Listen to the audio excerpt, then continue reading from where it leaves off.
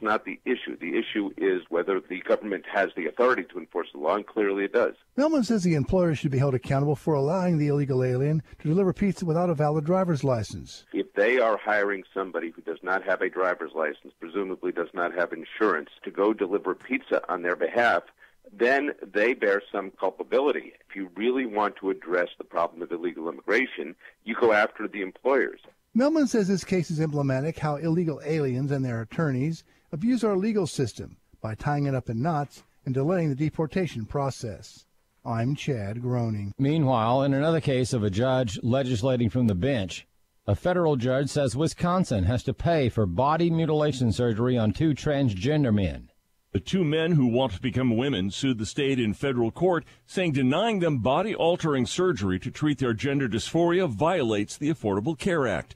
U.S. District Judge William Connolly agreed.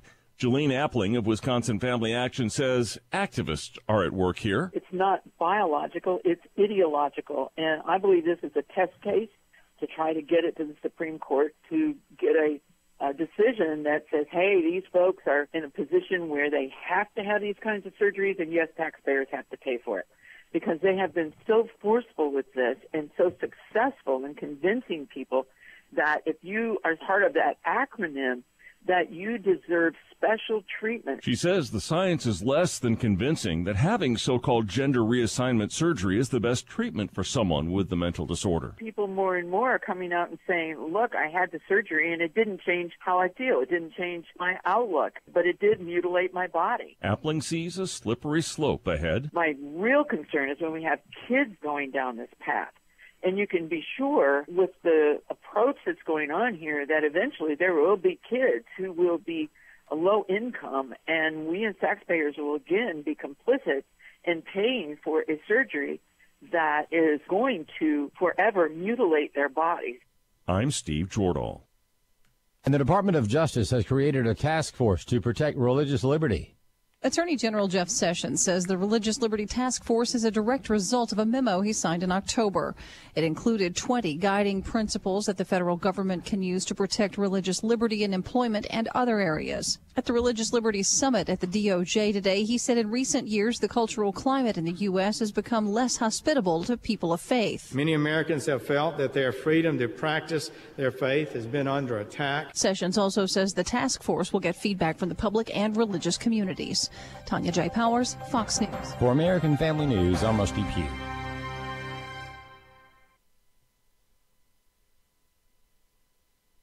We need you to call your senators today. Tell them to put an end to the liberals' filibuster, switch to a majority vote, and defund Planned Parenthood. Your call will make a difference. Call the Capitol switchboard at 202-224-3121 or go to afaaction.net. Again, call 202-224-3121 and tell your senators to switch to a majority vote and defund Planned Parenthood. Welcome to Stacy on the Right with your host, Stacy Washington. Job right now because a plant went down to Mexico. You know, that isn't going to make you feel better. And so what we have to do is to make sure that folks are trained for the jobs that are coming in now, because some of those jobs of the past are just not going to come back. And when somebody says, like the person you just mentioned, who I'm not going to advertise for, that he's going to bring all these jobs back. Well, how exactly are you going to do that? What are you going to do? There's no answer to it. He just says, well, I'm going to negotiate a better deal. Well, how exactly are you going to negotiate that? What magic wand do you have? And usually the answer is he doesn't have an answer. Oh, what magic wand do you have? Sounds pretty fun now, as this is a speech that didn't age well from President Obama, who at the time was talking about then candidate Donald Trump and his promise to bring manufacturing jobs back to the United States. Now, of course, at the time, President Obama, who had not sat down and consulted with anyone outside of his echo chamber on what could be done to renegotiate with business owners, with different industries to see if they'd be willing to even consider bringing the jobs back. He didn't find out directly from the mouth of anybody who had any power whether or not this was possible. He just said it wasn't possible because he couldn't see how it was possible. The big lesson here, and we'll get into it a little bit more, is that if your mindset is limited, like the one we just heard there, if you literally believe that things can't happen just because they haven't happened so far, or you can't think of a way to make it happen, then you're right. Self-fulfilling prophecy, it cannot happen. But we live in a world where anything is possible, and he definitely missed the boat, because imagine the legacy President Obama would have had if he'd had a better attitude about what was possible and was willing to sit down with people who weren't ideologically like himself to consider ideas and proposals that could have brought jobs back to this country. Imagine the legacy of a president who did that. The only difference is the legacy we're going to be talking about is the legacy of a President Trump, who actually did that, who actually dreamed about that, who actually said, that's possible, I can make it happen, and has done so. Welcome to the program. I'm Stacy Washington, host of Stacy on the Right here on American Family Radio and Urban Family Talk. It's a pleasure to be with you, and guess what? We have a jam-packed show for you today. 2 guests. We're going to speak with Michel. He's from the Heritage Foundation, and then we're also going to talk to Jim Antle from the Washington Examiner in hour 2. Now, what we have going on today on the show is, hey, I'm back. You might have noticed last week that we had guest hosts. Thank you so much to Abraham Hamilton III and everyone who filled in for last week.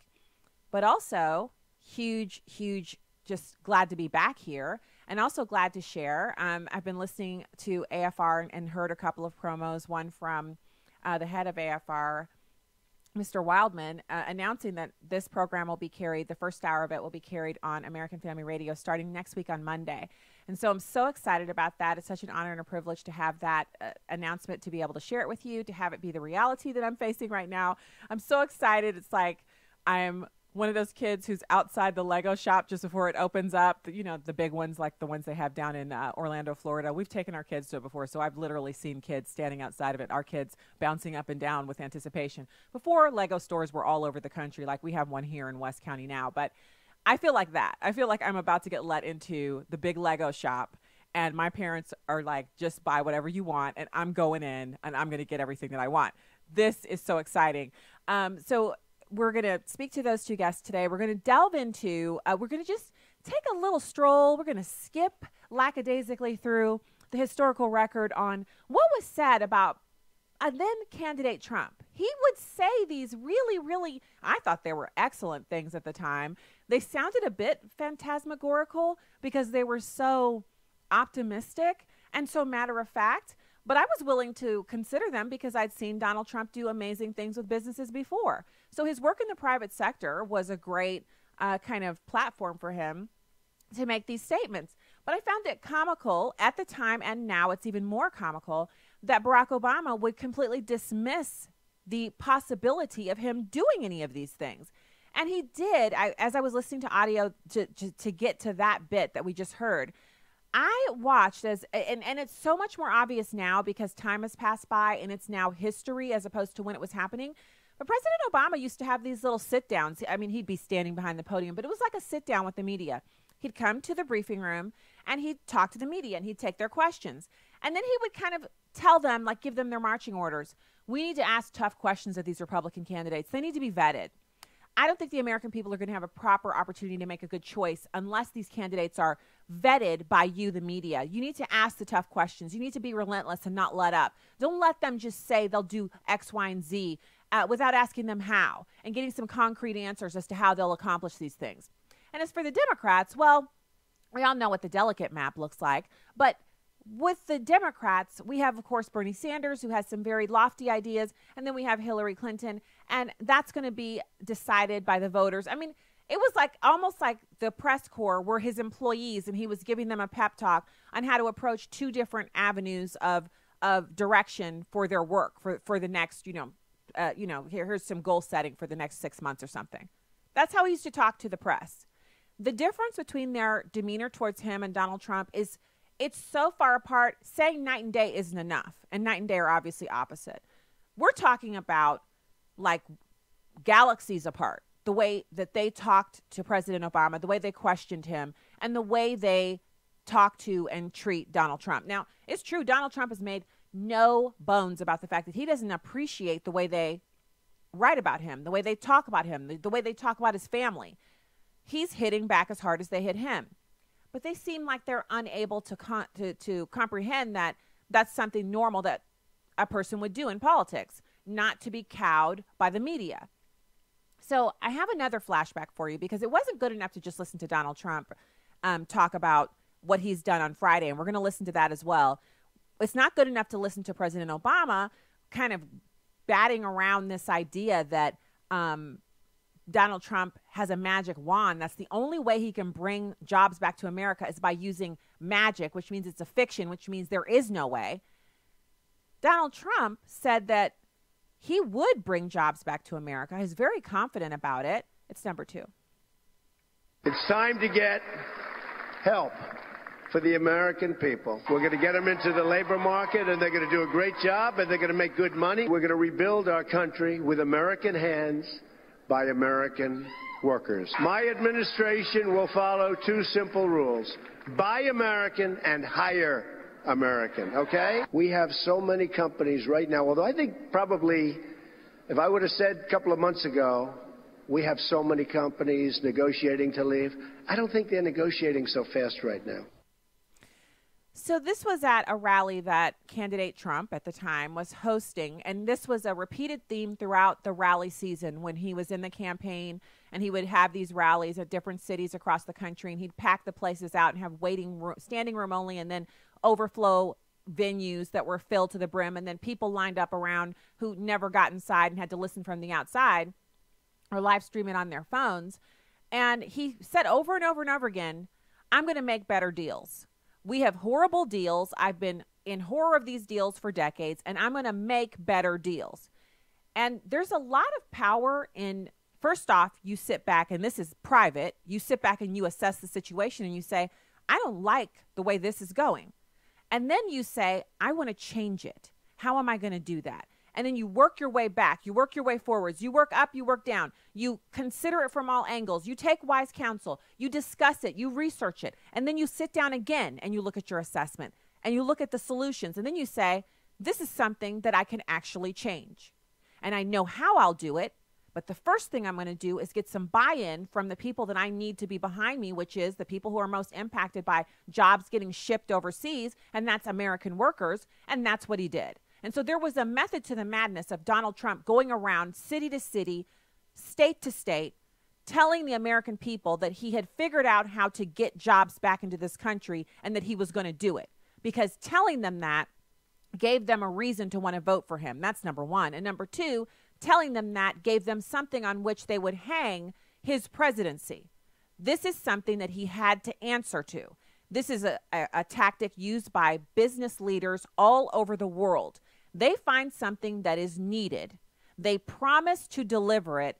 They've already figured out how they're going to do it. It's not like Barack Obama said in the first clip that he's just going to use a magic wand. He hasn't sat down and thought about it. He needs to be questioned on how it's going to be done. Ask all the questions you want. Now we're 2 years later from these audio clips, and now we know how he did it. He, first day in office, started slashing regulations and rolling back Obama-era mandates that were pen and phone mandates that were crippling businesses across this country. That got the engine of expectation and people actually wanting to do more, expand their businesses, hire more employees. They saw a way around only having employees who do work for the federal government in the form of pushing paper. Then he started working on the tax reform. He had some bumps. Obamacare didn't get repealed. That is another way that the president planned on unleashing the economic engine of this country, but he wasn't able to get it done. He moved on to tax reform and got that done. So you've got the reduction of regulation, the implementation of tax reform, and then in between all of that, it was the individual sit-downs and meetings that he did, starting when he was elected, but before the inauguration. These business leaders are coming to Trump Tower. They're sitting down with the president. They're discussing how they can bring businesses back. And he's asking them in these closed-door meetings, can you not imagine what they were? How do I get you to bring these jobs that you've moved to Mexico or to this place or that place? How do I get you to bring those back here? He writes down what they say. He crosses out the stuff that are absolutely undoable by the federal government. And the stuff that's doable, he tells all the tasks are divvied out to the people who can make them happen. Tell me how we do this and then move on to the next meeting.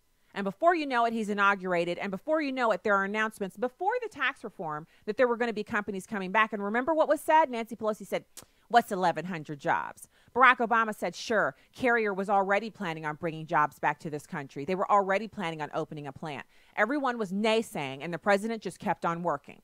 There's a lot of lessons here for those of us who, obviously, we're not the president of the United States, but we have stuff we want to get done. There are lessons that we can learn from watching what he did and unpacking it as we're doing now, because there's one way to think about things, which is you need a magic wand to get that done because it can't be done. That's Barack Obama.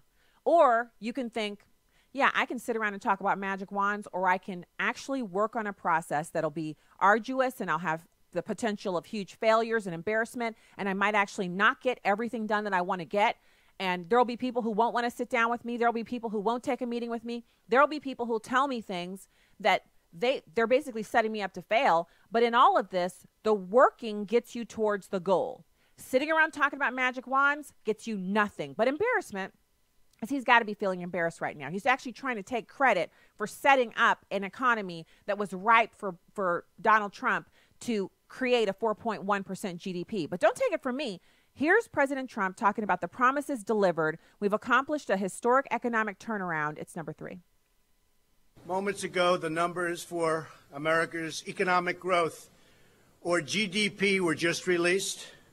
And I am thrilled to announce that in the second quarter of this year, the United States economy grew at the amazing rate of 4.1%. We're on track to hit the highest annual average growth rate in over 13 years. And I will say this right now, and I'll say it strongly, as the trade deals come in one by one, we're going to go a lot higher than these numbers, and these are great numbers. During each of the 2 previous administrations, we averaged just over 1.8% GDP growth. By contrast, we are now on track to hit an average GDP annual growth of over 3%, and it could be substantially over 3%. Each point, by the way, means approximately $3 trillion and 10 million jobs. Think of that. Each point, you go up 1 point. It doesn't sound like much. It's a lot. It's $3 trillion and it's 10 million jobs. If economic growth continues at this pace, the United States economy will double in size more than 10 years faster than it would have under either President Bush or President Obama. You could call that a magic wand, or you could call it a guy doing what he thought could be done because he wanted to do it. We'll be back with more right after these messages here on American Family Radio and Urban Family Talk. Keep it here.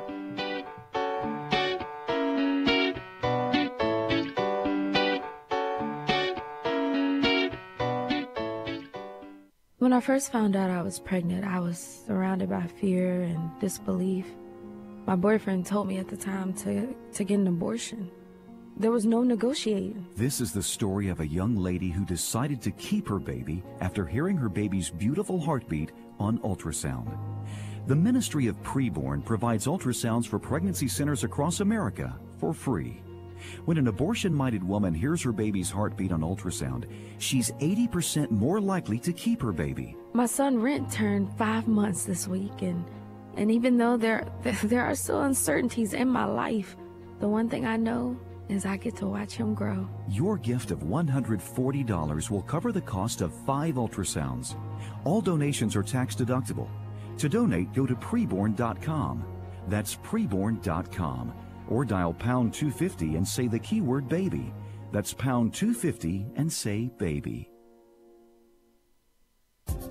Hello, this is Bishop Harry Jackson of Hope Christian Church in Beltsville, Maryland. Jesus said you would do greater works than he did. One of the signs in past seasons of revival has been in the great awakenings of the nation, our spiritual history is punctuated by moments when people come to an awareness that their righteousness is as filthy rags before God. and in the early stages of most of the great awakenings and revivals of our generation has been a period of when people recognize their wretchedness without him.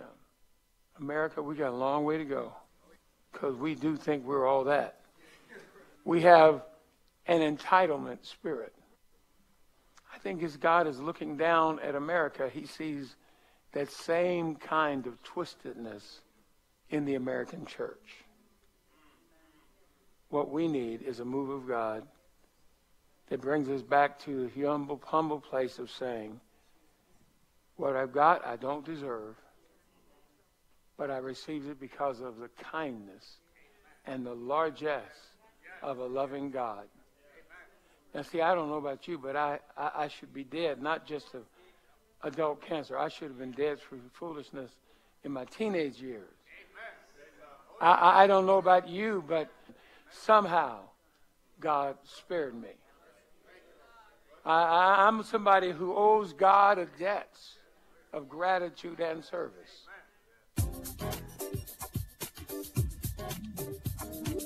Join us this Sunday morning at 6251 Amandale Road in Beltsville or on the web at thehopeconnection.org.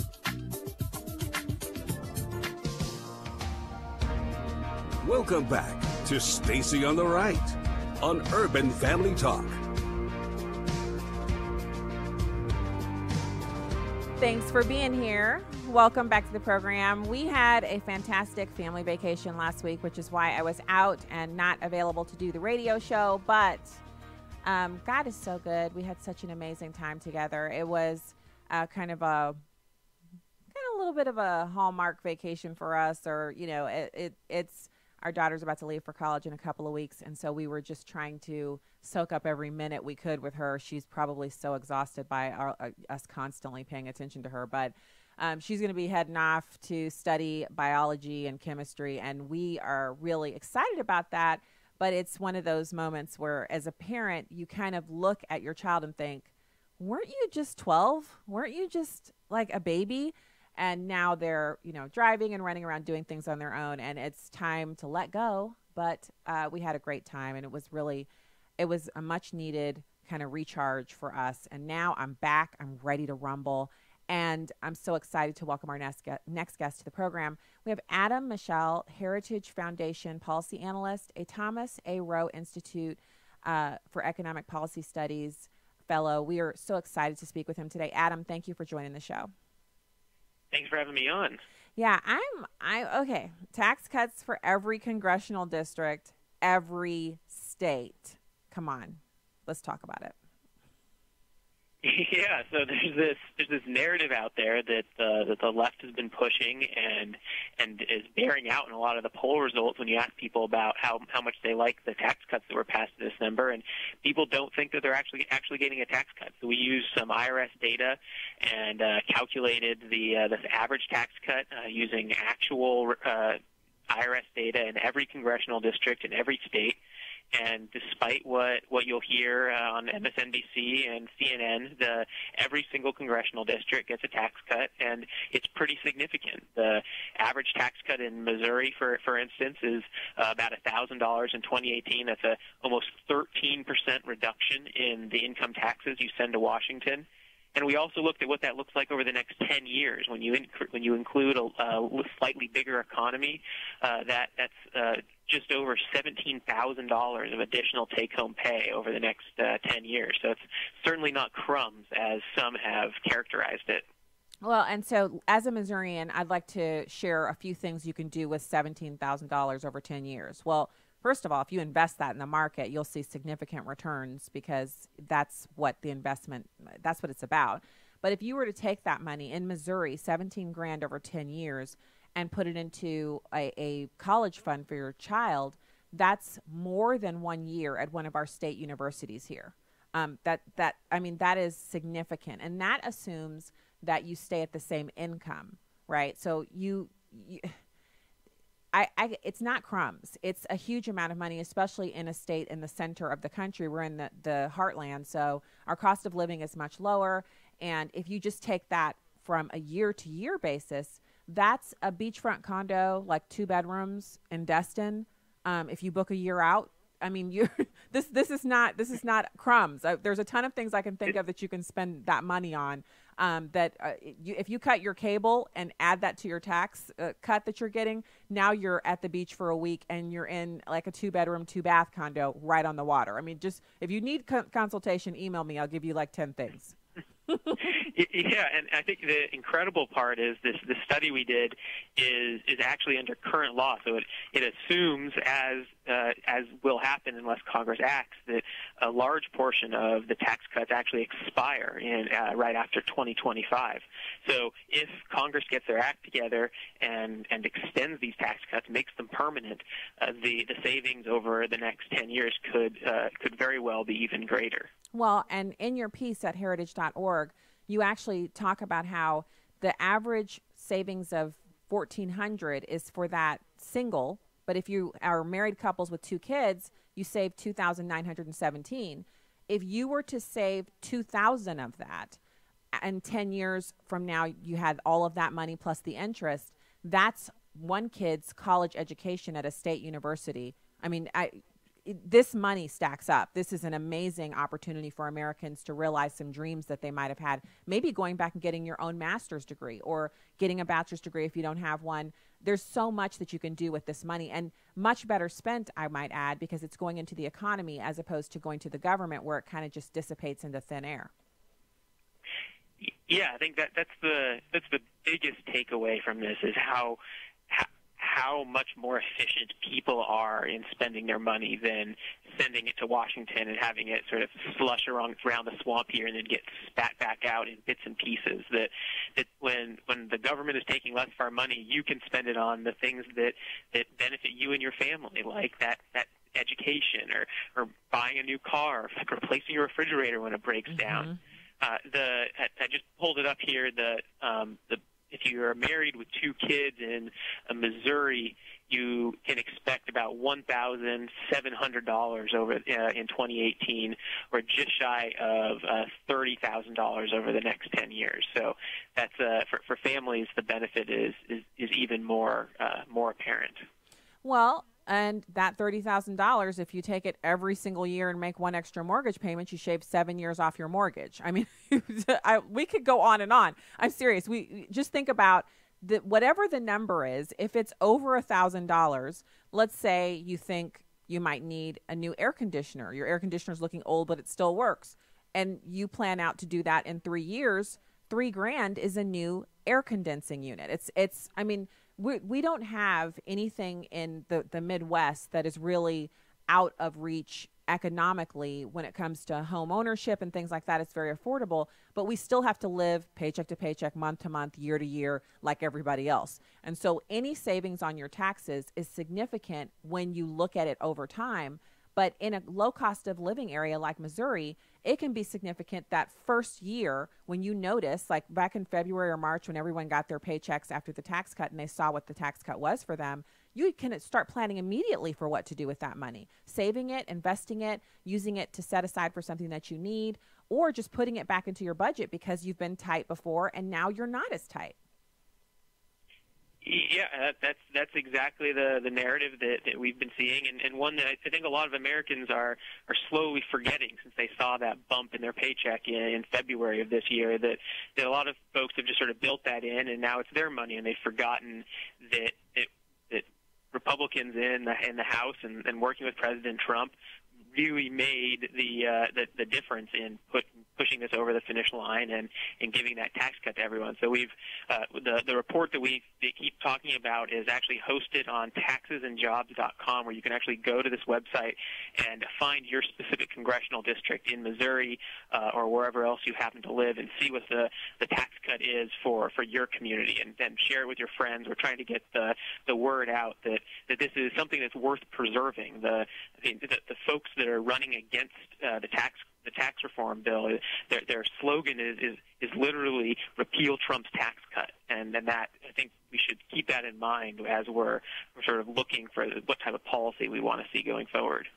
And so, Adam, I want to point out a few more salient points from your piece, and this is super important for us as we listen to Nancy Pelosi and Maxine Waters. They call the tax cuts a scam, but I don't know anybody who would see keeping 44 grand of their own money as a scam. Like, that's a luxury car. That's a fully tricked out Honda Odyssey. If you were to save that money up and say, you know, my current car is working and I'm going to run it into the ground, I'm going to drive it until it has 300,000 miles on it, then you can buy for cash a minivan at the end of that term with just your tax savings, not including any money that you get from raises, bonuses, or any other income that might come to you over that time frame. But we're talking about an additional to what we've done, this whole discussion, which is nothing but gravy. If you're listening and you're thinking, well, this is a tax cut discussion, we have Michel from the Heritage Foundation. He's a policy analyst there. And we're talking about the truth behind the tax cuts and what Americans are experiencing.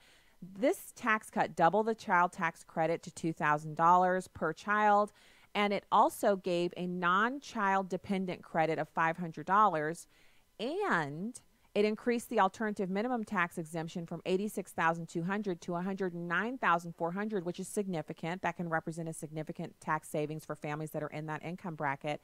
And it's a new 20% deduction for certain non-salary pass-through business income. For people like myself, I'm a small business, single, sole proprietor type person. I really appreciate that little. It's not what I was hoping for. It's less than I was hoping for, but it's a start for people like me. So there's a lot to be had here. There's a lot of good news. There is. That's what we're finding is it's sort of good news all around. I think one of the other things that you might hear in the media is that this is just a tax cut for the rich, and the sort of middle class, low income folks have been left behind, and that's certainly not what we found in our report. Some of the districts that had the highest tax burden do get larger dollar value tax cuts, but a lot of the districts that don't pay a lot of taxes already actually saw some of the largest reductions in their tax burden as a percent of the taxes that they pay to Washington. So what this looks like is some of the poorer districts in the country. There's some districts in the South Bronx and in LA that their taxes were actually cut by over 30% of what they were paying, and that's a huge. You were just talking about cost of living and how far a dollar goes for families being different across the board. If I'm sending a third less of my taxes to Washington, that's a significant increase in my well-being. It is. And so when we hear people like Nancy Pelosi and Maxine Waters, who they both live in, well, Maxine Waters' district is actually not, it's not like a prime optimal place where you would want to live, but she doesn't live in her district. She actually lives in a wealthy community where she has a really nice mansion and fantastic living accoutrement outside of her district, even though she represents people who could really use her to, present some legislation that would give them more economic freedom. And so when we hear them talking about crumbs, a pittance, it's not worth it, it's a scam, what are they really saying?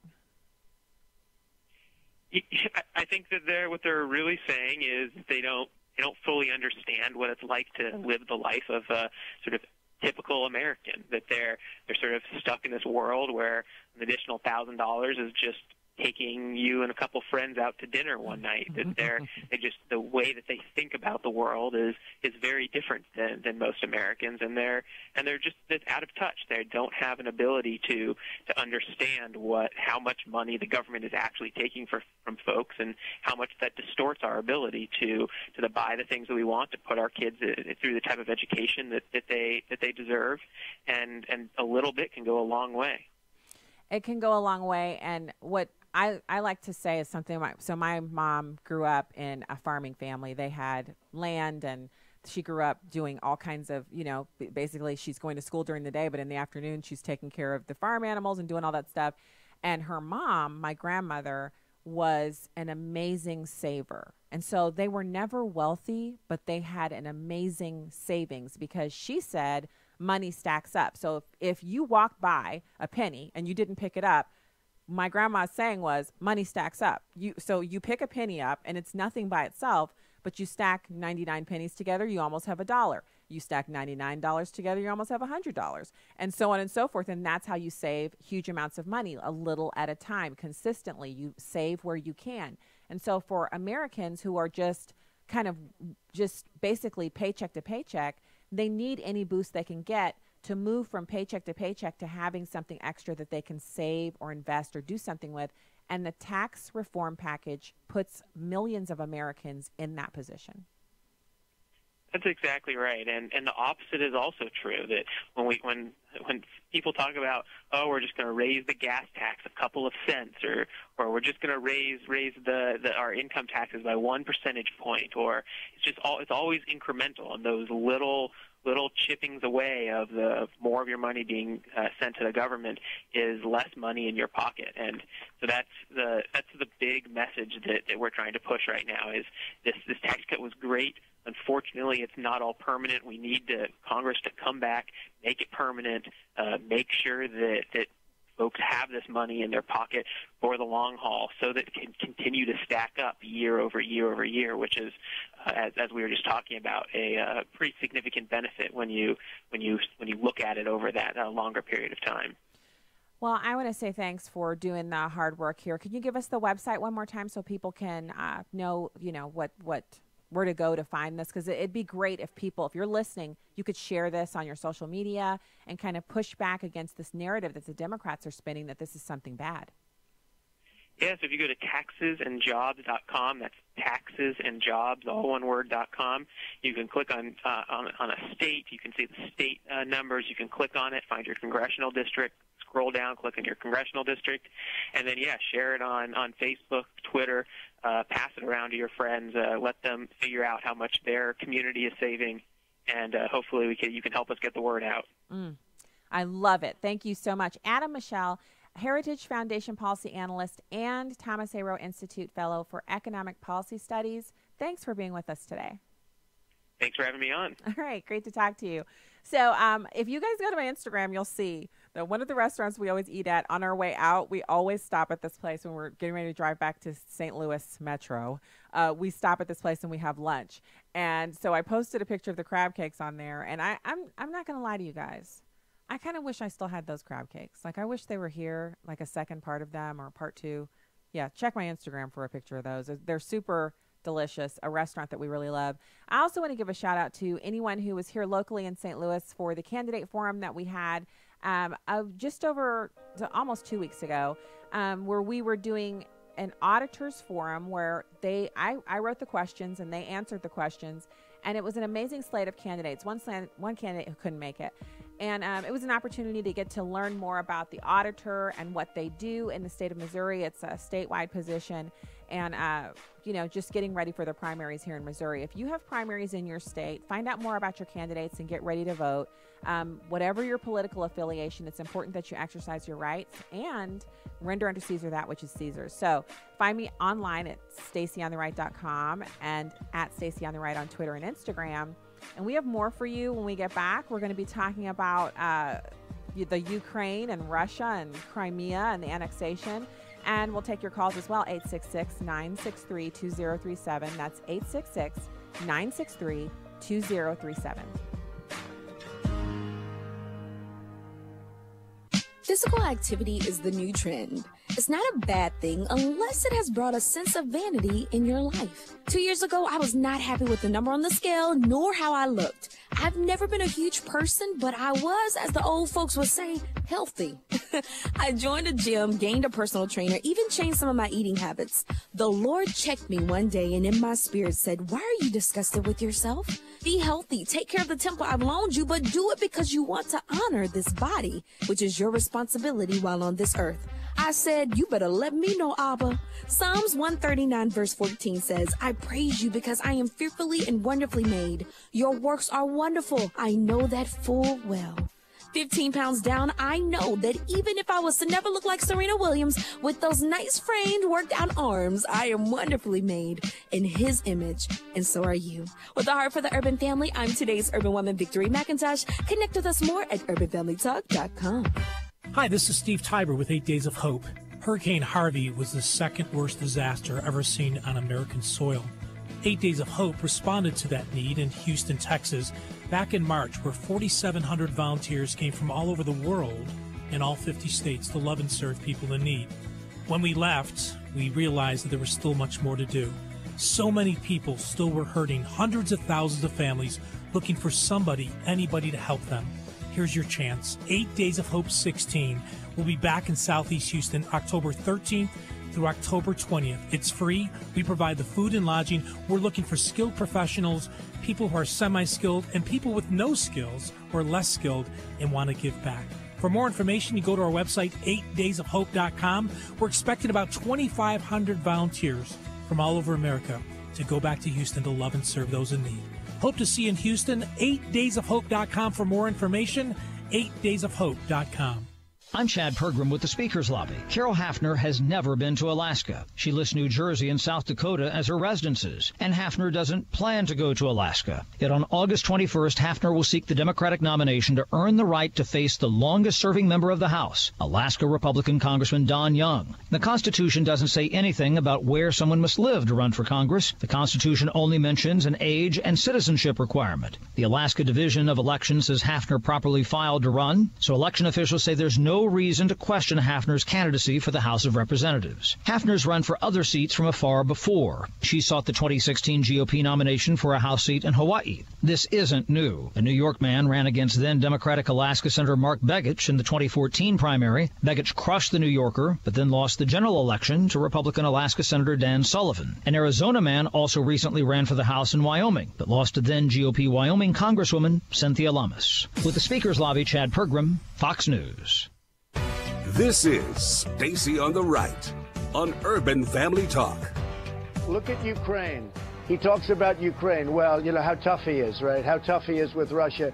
In the meantime, they took over Crimea.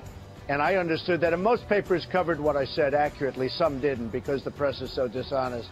But Crimea, I mean, the Russians took it over under Obama's very powerful leadership. And, you know, he talks about me with Russia. Wouldn't it be a wonderful thing, frankly, if we actually got along with Russia and worked out some kind of a deal where we go in and knock the hell out of ISIS along with NATO and along with countries that are in the area? Wouldn't that be wonderful as opposed to fighting? But Crimea was taken over, and you know this better than anybody because you were covering it a couple of years ago. It was taken over during Obama's regime, big, tough president. Welcome back to Stacy on the Right here on American Family Radio and Urban Family Talk. Visit Urban Family Talk to sign up and register for the conference, which is very close. We are getting very close to the actual go time, August 17th and 18th, where we'll be speaking about issues of marriage and family and just living a godly life that pleases God and is joyful for yourself. And we're so excited about getting a chance to do that. We have an amazing lineup of speakers who are going to be there, and we are looking forward to meeting you. So definitely sign up for the conference at urbanfamilytalk.com. So what you're listening to there is, this is, again, candidate Trump talking about President Obama, criticizing him, and, you know, on the topics of the Ukraine and Russia and Crimea. And you know, when I was listening to this audio this morning, I forgot, or maybe I hadn't really put it all together. Who was talking about Russia first? Well, it was President Obama. Who brought that up as a topic that needed to be hammered over and over and over again? President Obama. Who had a chance to do something about Crimea and the annexation of the seaport there? President Obama. Who said he needed more flexibility after he won his election? President Obama. Who had such a fantastic relationship that there was fist bumping going on and, you know, cool bro looks and stuff like that? President Obama and President Putin. The ambassador from Russia, Kislyak, had a fantastic relationship with President Obama. The visitor logs show he was there often. He spent a lot of time at the White House when he was in town, which was a lot because he was the ambassador. He also spent a lot of time with the Democrats. He attended multiple State of the Union addresses by President Obama, and when he attended, he sat with the Democrats. Kislyak, someone who is now, he's, you know, out of favor and he's back in Russia. He's had all his fun, and he did what he was here to do. He was here to cultivate a relationship with President Obama and the Obama administration and Democrats, and he did so. The fact that Obama called Russia an enemy and finally jumped on the bandwagon that Mitt Romney accurately described during the presidential campaign when Mitt Romney was running against Obama, that's here nor there. That's behind him. He doesn't want to talk about that anymore. So I want to talk to you about this fact check that I found. Kentucky Senator Rand Paul mentioned on a Sunday show that the United States has, like Russia, tried to influence many foreign elections. Now, this is all connected. What we had is an outgoing President Obama calling the Russian meddling in our election this unprecedented, unbelievable action. Now, I ain't going to lie. I'm just like every other American. I'm perfectly fine when we're meddling in the elections of these tiny little tin-pot dictatorships. If that's what the State Department and the presidential administration wants to do, I mean, what do I have to say about it? They obviously have all the research and the classified information in the background, and it's something that we've been doing since the inception of this country. So, you know, do what you're going to do. But when I hear that a separate government has been meddling in our elections, that is disturbing to me. Maybe because I think America is exceptional and that we're fantastic and that when we're meddling, it's probably for the good. And when Russia's meddling, it's probably for the bad. I don't think that's wrong. But the fact is, that's the way I feel about it. So now you have this fact check. And the reason I want to talk about it today is because a lot of the news media that I've been looking at over the past 6 months or so, they don't mention this. They talk about Russia meddling in our elections.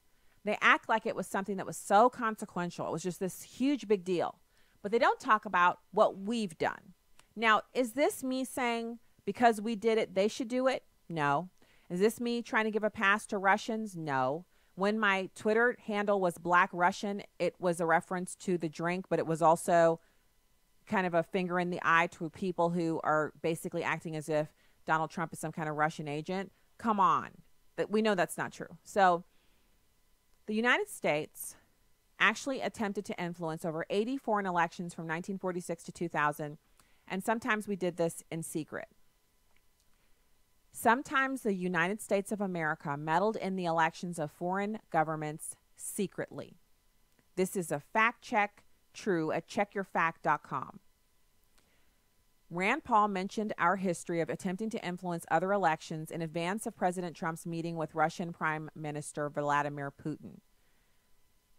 Special counsel Robert Mueller's office recently obtained indictments against 12 Russians accused of stealing emails.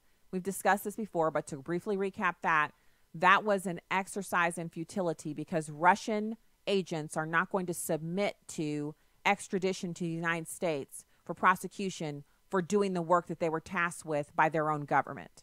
Just like we wouldn't send our agents, CIA agents, undercover agents, covert operators, we wouldn't send them to be tried in foreign courts for doing stuff we told them to do. So the indictments are just for show. So Rand Paul went on to say on CNN's State of the Union, I think we really mistake our response when we think it's about accountability from the Russians. They are another country. They are going to spy on us. They do spy on us. They are going to interfere in our elections. We also do the same. Locke K. Johnson, who is a professor at the University of Georgia, who began his career investigating the CIA as a Senate committee staffer in the 70s, told the New York Times that the U.S. has certainly tried to influence foreign elections. We've been doing this kind of thing since the CIA was created in 1947. We've used posters, pamphlets, mailers, banners, you name it. We've planted false information in foreign newspapers. We've used what the British call King George's cavalry, which is suitcases of cash. Paul cited research from Dov H. Levin, a postdoctoral fellow at the Institute for Politics and Strategy at Carnegie Mellon University. Levin identified 81 instances in which the U.S. interfered in foreign elections from 1946 to 2000. He could confirm that Russia interfered in 36 elections over the same time period. Russia, 36 interferences. The United States, 81 instances. One well-known example is the case of Italy in 1948. America worried that the Italian Communist Party, the PCI, would come to power in Italy and once they did so would very likely lead to Italy becoming a communist dictatorship and eventually becoming an ally of the Soviet Union. The National Security Council, in a declassified report, recommended that the U.S. end economic aid to Italy if it did not combat communist control. More recently, the U.S. spent millions of dollars to influence the election of Yugoslavia in 2000 and unseat its socialist leader, Slobodan Milosevic. Remember when his name is in the news a lot? So there are other instances here in this report. But what I want to point out is the intended consequence of our meddling in Italy's election back in 1948 is that Italians are not communists. They're not starving. They're not slaves to their government. They have a vibrant economy and a beautiful country that remains, and they're not under the jackboot of Russia. That's what us meddling in elections does. When Russia meddles in elections, the consequences are not quite as positive. And we don't have a perfect, unblemished track record in our meddling in elections.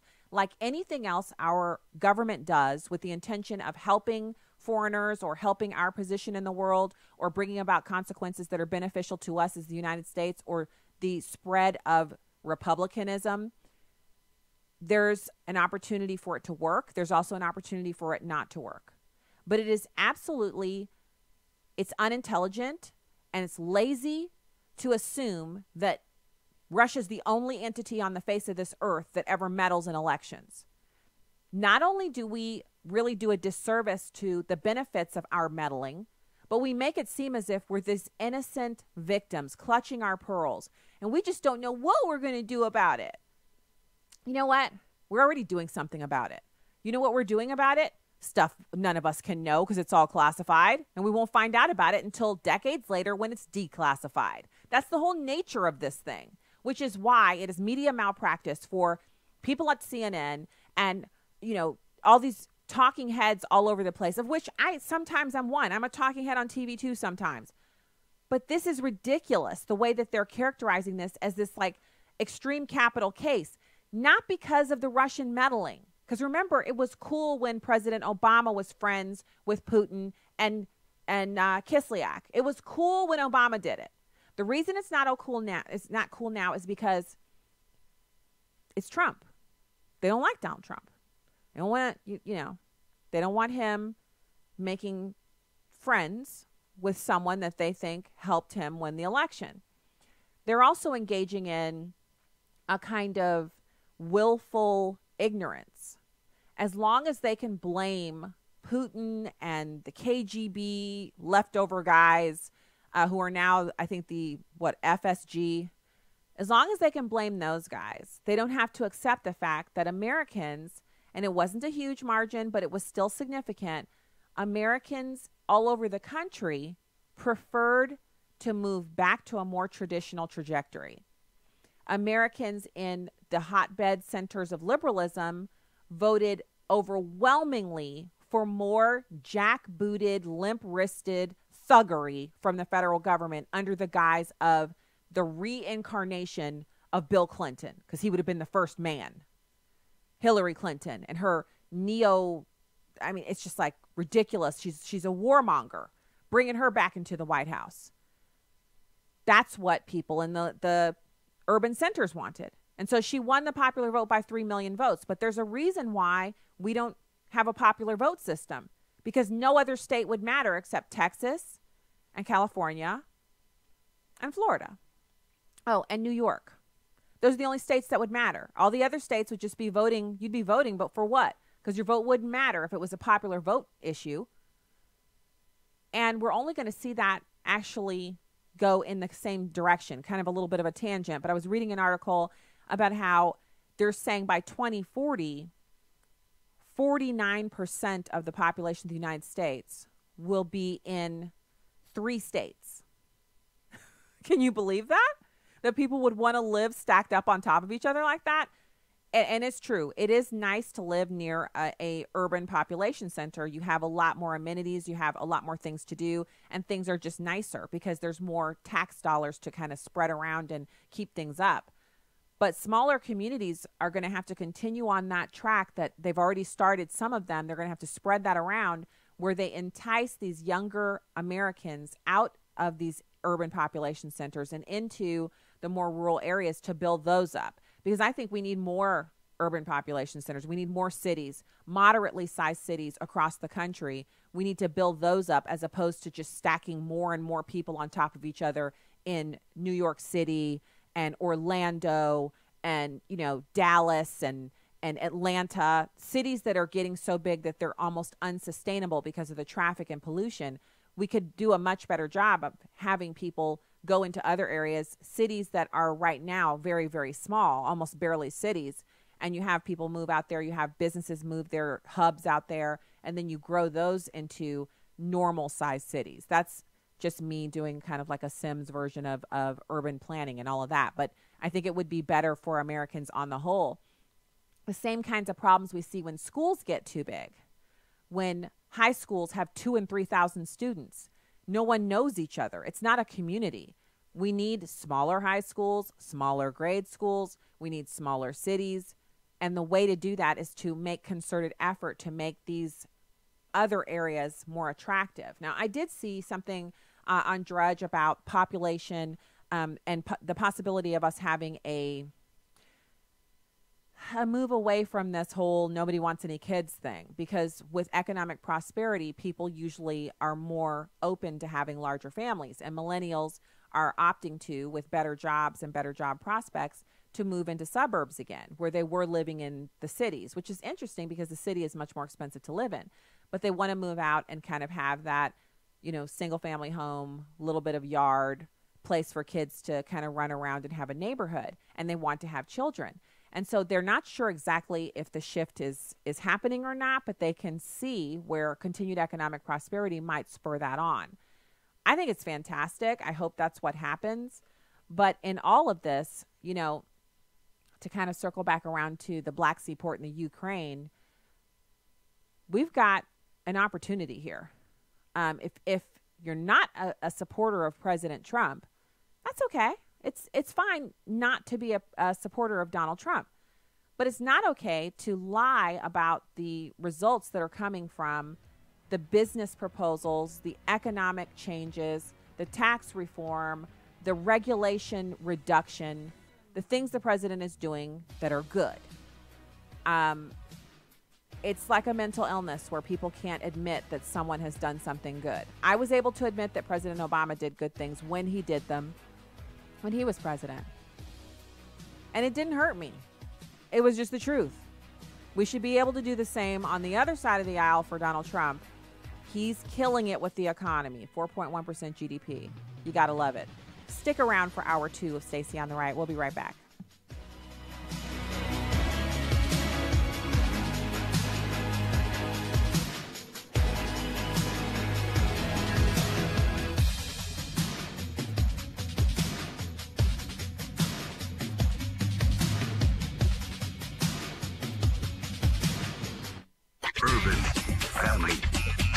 Urban Family Talk.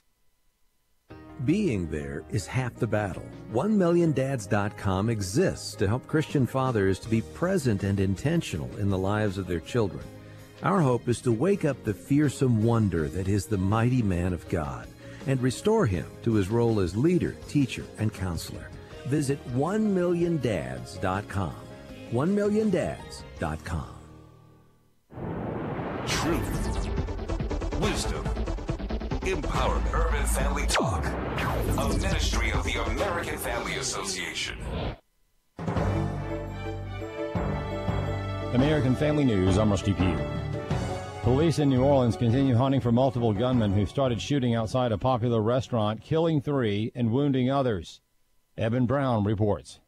At least 2 gunmen are on the loose in New Orleans, responsible for killing 3 and wounding 7 outside a restaurant in the city's uptown Saturday night. We believe that they actually stood over one of the individuals and fired multiple rounds. Police Superintendent Michael Harrison believes it to be gang-related, though the other victims were not targets. Yet still, Robin Jackson, whose son Kershaw is now dead, is begging. I just hope they just put the guns down and just stop all this unnecessary killing. Just killing innocent people that don't have nothing to do with anything. Eben Brown, Fox News. A deadly earthquake on a popular island in Indonesia leaves hundreds of people stranded. Simon Owen has the latest. This amateur video, courtesy Anuat Kongko, shows hundreds of tourists making their way down Indonesia's Mount Rinjani, having been stranded after an earthquake yesterday. Indonesian authorities say 680 climbers from 27 countries became stuck. People report being enveloped in dust landslides. Officials say one climber died, along with another 15 people elsewhere on Lombok Island. Simon Owen, Fox News. A former Justice Department attorney says Congress has several options to hold Deputy Attorney General Rod Rosenstein accountable related to his oversight of the special counsel's probe. Chad Groening has more. On Thursday, 11 House Republicans moved to impeach Rosenstein for his failure to cooperate in turning over documents related to the Mueller probe, which Rosenstein oversees. They then backed off and decided to pursue contempt of Congress charges if Rosenstein continues to stonewall their requests. J. Christian Adams is the former Justice Department attorney who is president and general counsel of the Public Interest Legal Foundation. He says the Constitution gives Congress oversight authority over the government. Congress has asked for documents, and Rosenstein is doing everything he can to prevent Congress from getting them. So Congress has decided to use every tool at its disposal, whether it's impeachment, which can happen under the Constitution toward the Deputy Attorney General, or it's contempt of Congress, which is actually a crime. And Adams says Congress has another option with Rosenstein. And that is the inherent enforcement powers that Congress has literally to go seize somebody who's not complying with their subpoenas. That's not to say that it's politically easier. I have a feeling that if the Sergeant of Arms of the House were to go grab Rod Rosenstein from his home in, I'm sure, the Maryland suburbs, there would be a great hue and cry. But it is a power that Congress has when federal officials in the executive branch are not complying with congressional demands. I'm Chad Groening. It's hard to believe, but back-to-school shopping is underway, and one organization is advising people to boycott Target. The American Family Association has been advising people not to shop at Target, saying the retailer puts women and children at risk of sexual predators by allowing men and women to use opposite-sex restrooms and changing rooms. Target announced the policy in 2016, saying it was about inclusivity and wanting to make transgender customers and employees comfortable. Still, AFA says there have been many police and news reports of people taking advantage of the policy. These include men taking photos of women in changing areas.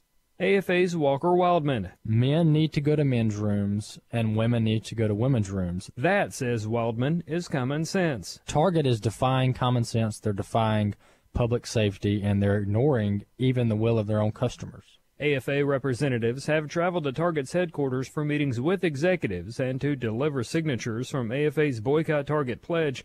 There were more than 1.5 million signatures going into the weekend. I'm Chris Woodward. More Americans signed contracts to purchase homes in June compared to May, but the volume of pending sales has slipped over the past year, according to the National Association of Realtors. American Family News is online at onenewsnow.com and on the One News Now mobile app. I'm Rusty Pugh.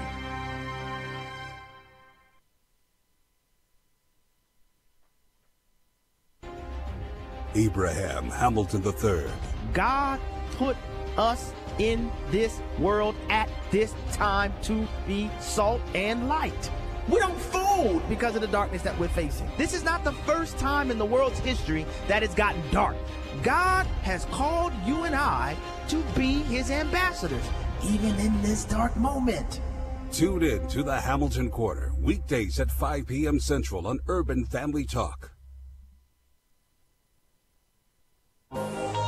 Welcome to Stacy on the Right with your host, Stacy Washington.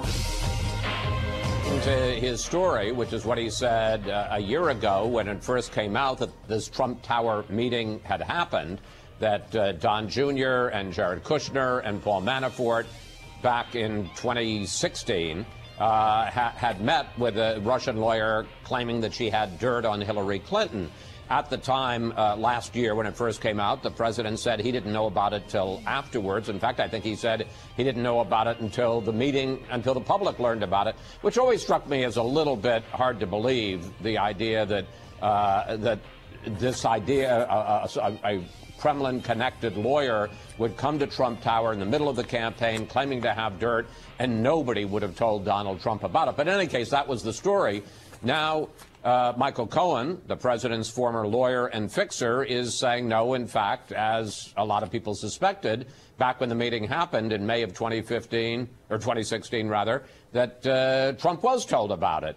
And now supposedly Cohen is willing to tell that to the special prosecutor, special counsel. The significance, I don't know, because it seems to me, the worst that you could say, assuming that Cohen is telling the truth now, is that Donald Trump lied back in 2017. But so what? I mean, it's not admirable. You would hope he wouldn't, but it's not breaking the law, lying to the media. He certainly wouldn't be the first president, if he did, who had done so. And even the meeting itself, while it certainly doesn't seem praiseworthy that American political candidates or their team would be meeting with a Russian lawyer to try to get dirt on Hillary Clinton that was being offered to them, that goes a long way. It falls a long way from any hint of collusion. Yeah. Welcome to the show. Happy Monday to you.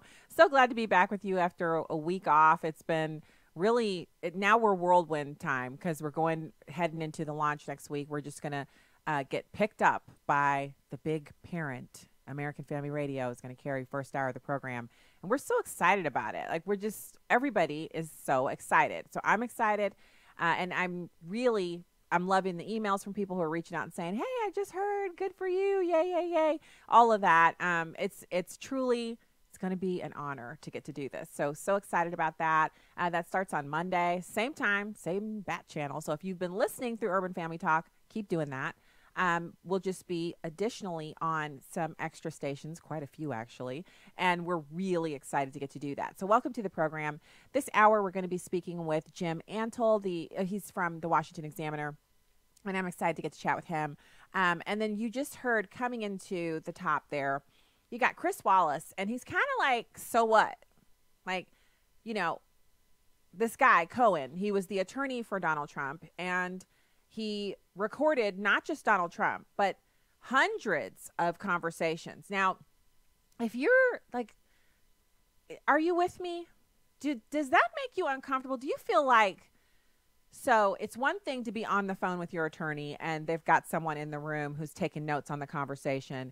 It's one thing to be on the phone with your attorney and they say, we need to record this because we need to form questions for a deposition or something like that. It's one thing to be in the room with your attorney and they have a recorder on the table or a camera and we're going to cut this on because we need this for the record because we have a lot of work to do on yada.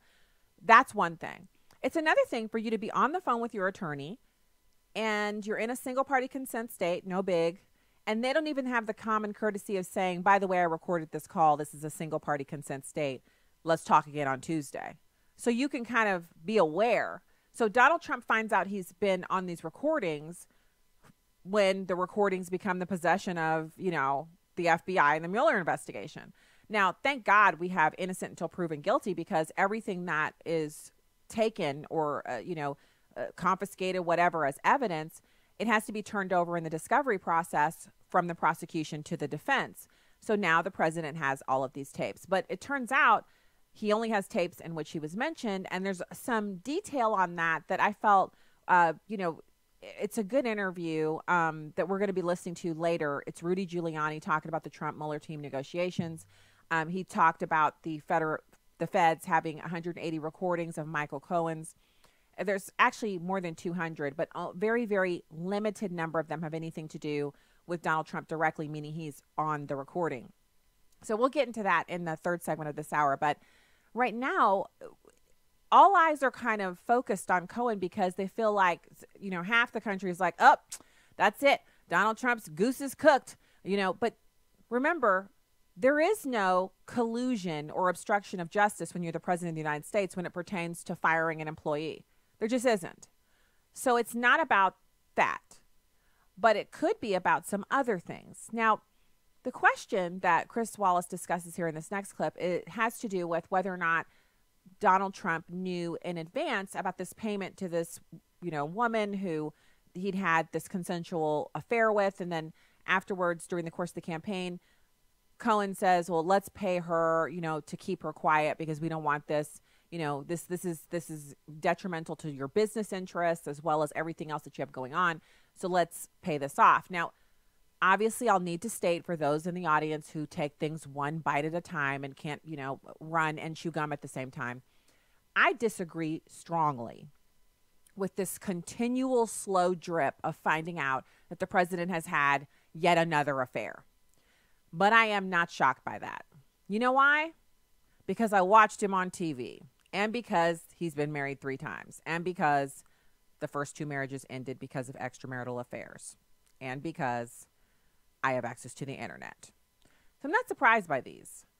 I do think it's one of those things where, so if he were younger, this would be, look at, he's probably still engaging in these things. As it is now, he probably barely has enough energy just to do the job that he has to do, which is president of the United States. And I seriously doubt if there are going to be more of these allegations that are recent, as in current day. But it's a devastating series of events for his family and for Melania Trump, who has to put up with all of this. And we don't know the dynamic of their marriage or what she knew beforehand, or if he's just kind of telling her, okay, now there's a new story and here's what I did. We don't know what's going on there. And really, honestly, I don't want to know. The stuff that goes on in between 2 people in their marriage, I just don't want to know. But what I do care about is that this has to do with specifically the Mueller investigation into Russian meddling. What does this have to do with that? That's my question. So what we'll do is we'll listen to this last clip from Chris Wallace about the evidence that Trump knew in advance, which he feels like there isn't any, and then we'll go to the phones. It's number 5. Yeah, I would say calling somebody a pathological liar is a pretty strong way of questioning their credibility. There's also a story, and again, we don't know if it's true, that Cohen doesn't have any proof, doesn't have any evidence, doesn't have a tape of the fact that supposedly in 2016 Donald Trump knew about this, and Cohen was a witness to Donald Trump being told of it. So if that's true, then it just becomes Cohen's word against Donald Trump's. And again, that wouldn't put Donald Trump. Look, in the end, this is all messy and it's unpleasant. But really matters is there any evidence that Cohen can present that puts Donald Trump in any legal jeopardy? And his claiming, without any proof, that Donald Trump knew in advance of a meeting that wasn't against the law would seem to me to have no legal ramifications, legal significance at all in terms of the Mueller investigation.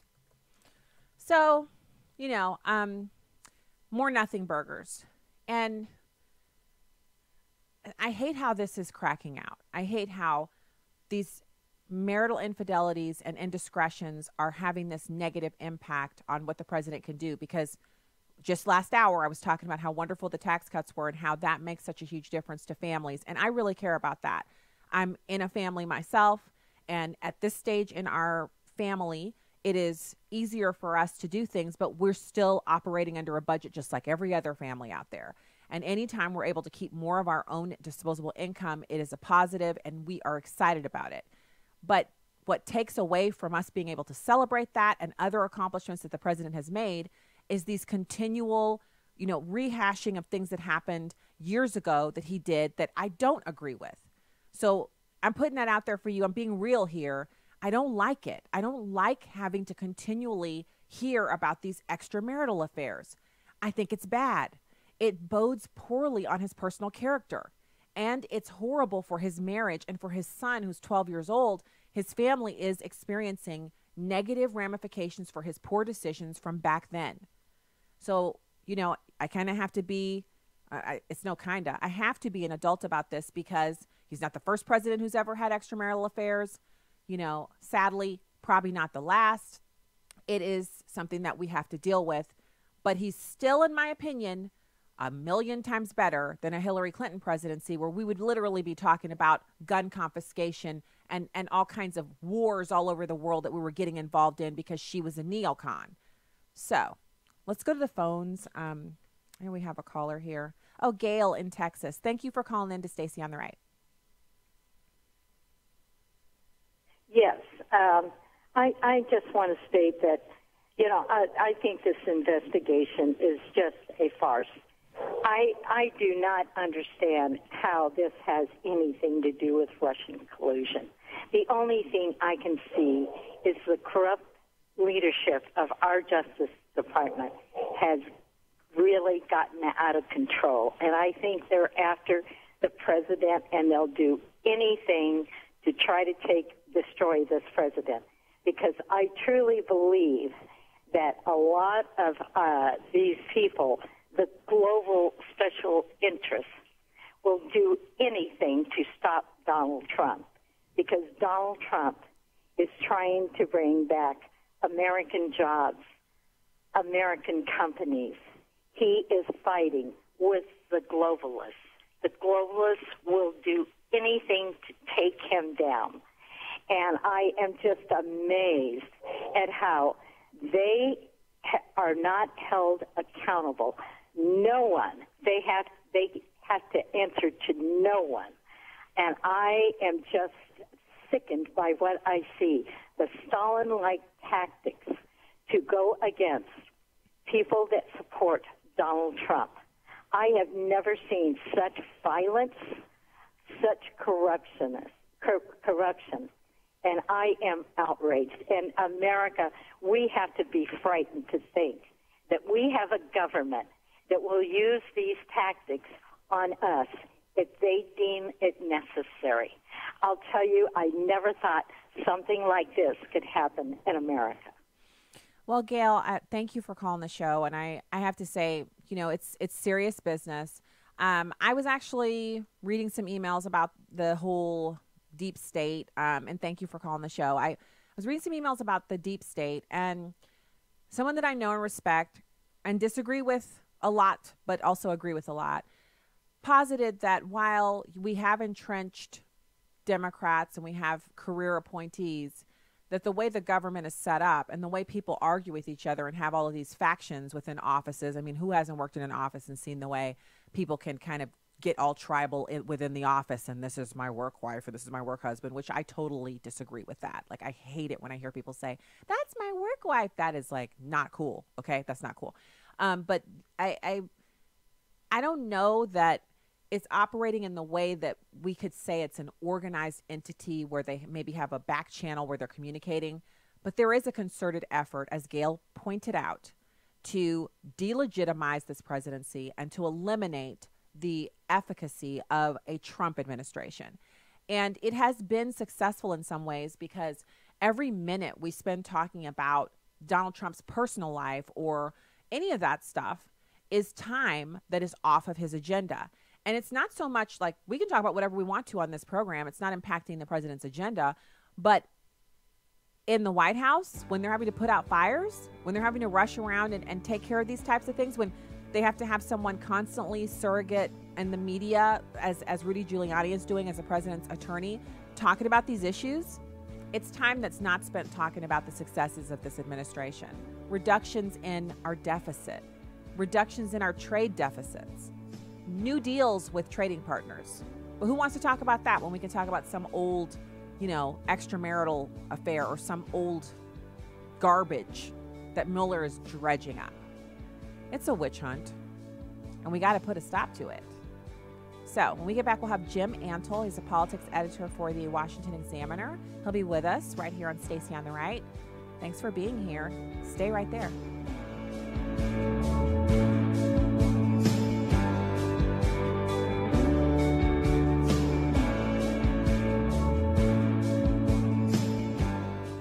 Hi, I'm Will Addison. And I'm Miki Addison of Airing the Addisons on Urban Family Talk. Family is so important to everything. I mean, think about it. Right after God created Adam, he made family by creating Eve as his wife. We'd like to invite you to the Marriage, Family, and Life Conference this summer. We'll have a full slate of experts to help encourage and equip the body of Christ to fight for the restoration of the family. Our speakers include Ryan Baumberger of the Radiance Foundation, Dr. Clarence Schuler of Building Lasting Relationships, Abraham Hamilton III, Pastor Bert Harper and his wife Jan, and more. We'll even be there. The Marriage, Family, and Life Conference will be Friday and Saturday, August 17th and 18th at Hope Church in Tupelo, Mississippi. Come help us fight back against the enemy's direct attack on marriage and family. That's the Marriage, Family, and Life Conference, put on by Urban Family Communications, a division of the American Family Association. You can learn more and register at urbanfamilytalk.com. This is Viewpoints with Kirby Anderson. Who is the leader of the political left today? Many say it is Senate Minority Leader Chuck Schumer or House Minority Leader Nancy Pelosi. But if you ask who is the new leader of the political left, many would probably say it is Alexandria Ocasio-Cortez. She is the 28-year-old self-proclaimed socialist who recently won a Democratic primary in New York's 14th district in the Bronx. She has become the darling of political progressives and thus has attracted lots of media attention. And all that attention has shown how little political experience she has and how much she doesn't know about history, politics, and economics. She is full of passion and progressive talking points, but usually short on facts and historical perspective. Earlier this month, she was on the PBS program Firing Line. Although it was a broad overview of her positions on politics, capitalism, and education, the widely circulated clip came when she referred to Israel's occupation of Palestine. When asked to explain her comment further, you see a cringe-worthy attempt to backtrack that ended with an admission that she was not the expert on geopolitics on this issue. When it comes to the economy, she has a theory. The reason unemployment is low is because everyone has 2 jobs. By the way, she isn't the only politician saying this. The left-leaning PolitiFact rated this claim not just false, but pants on fire. As a self-proclaimed socialist, she takes extreme positions on nearly every issue. She is for free college, federal jobs guarantee, single-payer health care, housing as a human right, and mobilizing against climate change. She's also for gun control and abolishing ICE, the Immigration and Customs Enforcement. More than anyone, she illustrates the future direction of the political left. I'm Kirby Anderson, and that's my point of view. Take Kirby and the Point of View team with you on the go with the Point of View app. Search for Point of View Radio at the Apple or Google Play stores. Welcome back to Stacy on the Right on Urban Family Talk.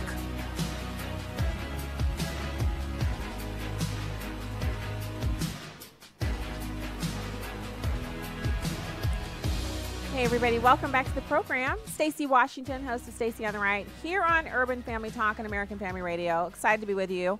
Happy Monday to you. I am back, bright-eyed and bushy-tailed from vacation. Yes, it was fantastic, and it was such a blessing to get to go and spend some time away from politics and all of that, and very minimal exposure. I just was catching up on the news on the way back. And there's a lot of weird news out there. Stuff that I'm probably not going to cover on a family program like this one. But some of it so sometimes we get into these discussions as a family and the teenagers are, so lightning fast, wicked sharp, and they take no prisoners on these issues. And so I want to get into a few of them in the next segment, but it's one thing I encourage parents to do is don't treat your kids like they're not aware of what the news is. Sometimes when I bring up a news topic with our kids, one of them in particular will pipe up, "Oh yeah, I read about that," or my favorite is, "Yeah, I watched the video by Louder with Crowder on that." Now y'all know I know Steven Crowder, right?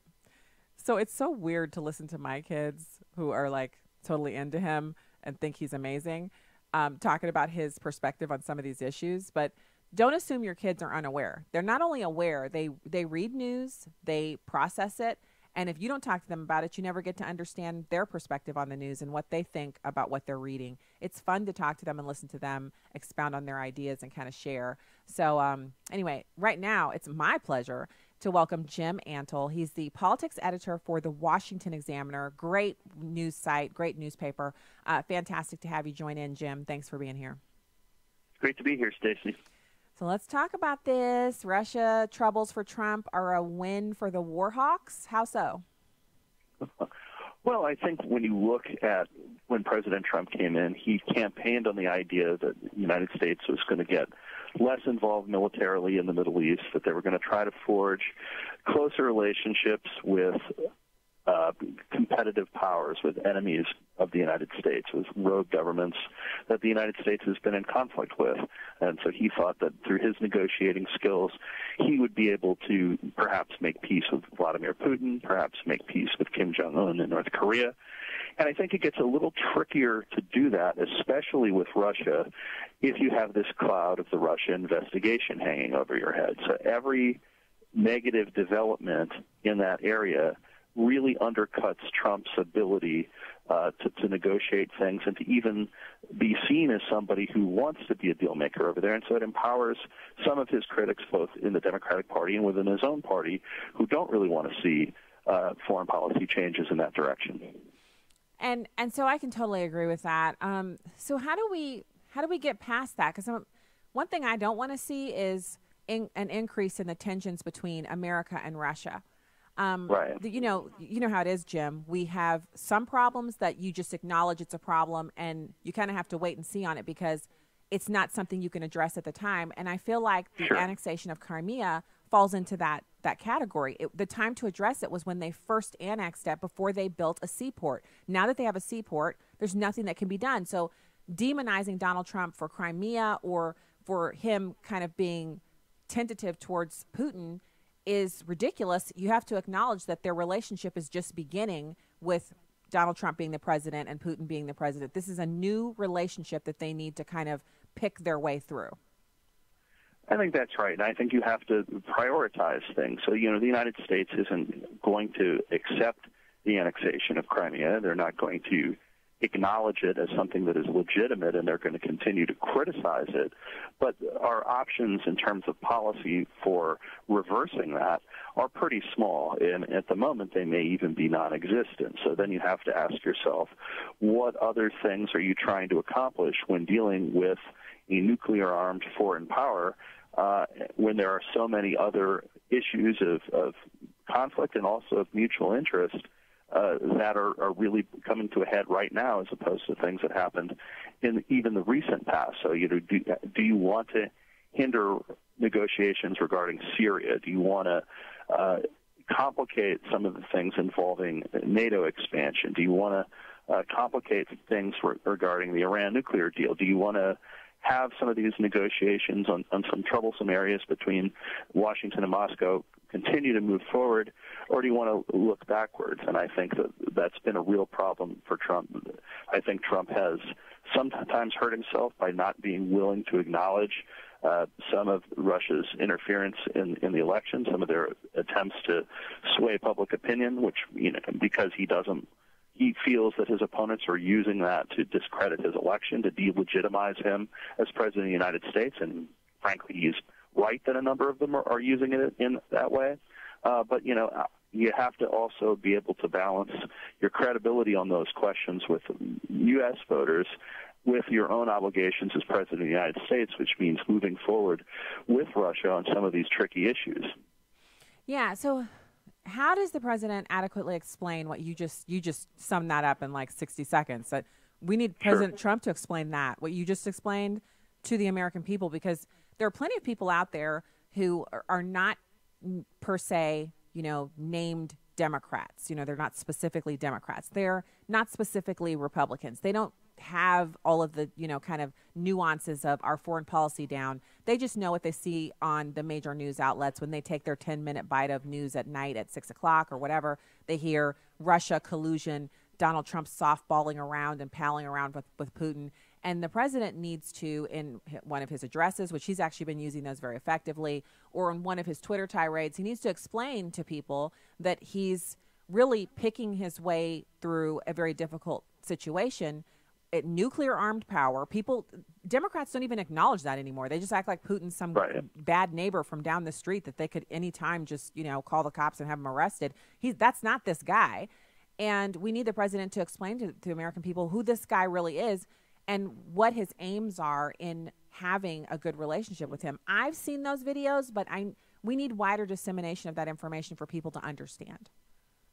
I definitely think that's true, and I think people also have to understand the true nature of the Russian threat as it exists today. So Russia remains a nuclear-armed power, and they remain people who are, a hostile government that's trying to take advantage of our interests in lots of different places around the globe. But they're not the Soviet Union anymore. They're much less powerful than they were during the Cold War, and they pose a much different threat. That's why the types of things that they're trying to do and specializing in are cyber attacks and online crimes and getting involved in social media and hacking emails, and those things are all bad. But the Soviet Union, had missiles in Cuba, was positioned to wipe us off the map, and was actively engaging in the types of activities that would let them do so. Russia is much poorer than the old Soviet Union. Russia is much weaker than the old Soviet Union, but of course it's still dangerous. So you have to deal with that crisis in a very different way than you would deal with the Soviet Union. And frankly, even in dealing with the Soviet Union at the height of the Cold War, American presidents picked their battles with Moscow. They didn't fight them over everything. They kept a look at the big picture of the fact that the Soviets were an enemy, but they did not get involved in threatening to go to war over minor acts of Soviet expansion at a time when the Soviets were much more capable of expanding around the globe than Putin's Russia is today. And so and I've talked about this on the air. I mean, you know what, Jim? One of my favorite subjects is so you had Soviet Russia, which had a policy. It was their policy that abortion on demand, paid for by the government, was their thing.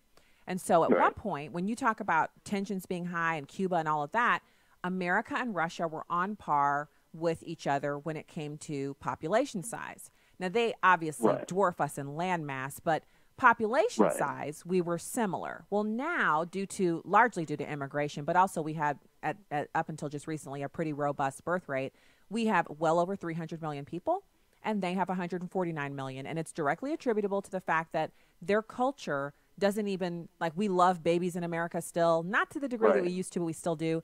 They don't love babies. They don't have a culture that elevates women, moms, babies. They don't have that going on. Toys. They just don't have that. So population size wise, they cannot compete with us. And then on top of that, they don't have anything to export but oil. And they spend most of their disposable income on making their military look like it's the same size as ours, but they actually spend, I think it was 70 billion is what I saw, and we spend 780 billion, something like that. So, I mean, they're nowhere near us on anything except that their leader is pretty robust in his international presence. Yes, I think that's right. I mean, they're an aging, dying society. They are poor. They have never really grown into a first world economy. And their attempts to be militarily powerful are actually parasitical to their economy at this point. So if Putin really wanted to continue to expand beyond Crimea, if he wanted to get into Eastern Europe, he'd go broke. I mean, the country would go broke. They don't have the wherewithal to do all of these things. So I think in addition to being clear-eyed about the fact that the Russian government has different values than the United States government, you also have to have a little bit of confidence in your system versus theirs. And I think also even during the Cold War, some of the bigger mistakes that we made was that we were a little more afraid of the Soviets' sustainability of their system than we really ought to have been if we believed in the merits and the strength of our system. And so, that's a complicated dance you've just described there, Jim. This is not a situation where we can just say, we hate them and they're like nothing to us because they still have the nukes. But by the same token, when we act like they're our overarching primary concern and that nothing else matters, it really is blowing it out of proportion in certain ways, which makes them more powerful. When people talk about Trump meeting with Kim Jong-un and that legitimizing him, I don't think that's what happened at all. I don't think Kim Jong-un is suddenly somebody people want to have dinner with or have over to their country to talk about trade because they met. But with Putin, a continued focus by American media on his so-called ability to influence our elections and elect a president really gives him much more power than he's ever had or will have. I think that's right. I think in the perception war, he has won by getting people to perceive him as a much more powerful and influential figure within our own country than he really is. I mean, during the Cold War, the Soviet Union had loyalists and subversives in college campuses all across the country. They, at various points, infiltrated our government. There's nothing comparable in terms of ideological true believers with Putin that you can find in the United States. Clearly, they have the ability to commit a lot of cyber crimes, and clearly, depending on what they choose to hack into, that can have some kind of an impact. And obviously, they stole some emails from important American political figures. But that's certainly a very different kind of threat, and it requires a very different kind of response than when people compare it to 9/11 or Kristallnacht or the bombing of Pearl Harbor. Mm-hmm. Which those were historical incidences of great significance. I mean, right. This is like those are not similar at all. This isn't John Podesta. They weren't John Podesta's emails. They were pretty significant events, yes. Yeah. So, okay, so I just want to really quickly, last couple of minutes, I'd love to get your take on, I know you don't have a crystal ball, neither do I, but we can look at different things that have happened in the past and different statements made by candidates, and we can kind of look at in a direction what things would be doing if that person had instead been the one in charge. And I really feel like we dodged this enormous, not a bullet, but like a huge mother of all bomb-sized missile by not having Hillary Clinton negotiating or meeting with Putin, et cetera, because she was a neocon, a war hawk, someone who never saw a war she didn't like, and really had an incendiary kind of negative outlook towards Putin that was really just adversarial. Name a few things you think might have been in the realm of possibility had it been Hillary Clinton winning that night a couple of years ago? Well, I think, number one, our involvement in Syria would probably be a lot deeper and not limited to intervening against ISIS and intervening against periodic chemical weapons attacks by the Assad regime. I think we would be actively pursuing regime change, and we would probably have a lot more troops over there. I think that she would indeed be much more confrontational toward Russia. I think that she would have come into office feeling that Vladimir Putin had tried to steal the election from her. So that would not have made for a very good relationship between the two of them, and I think she would have continued confrontation. I doubt you'd have the talks with North Korea.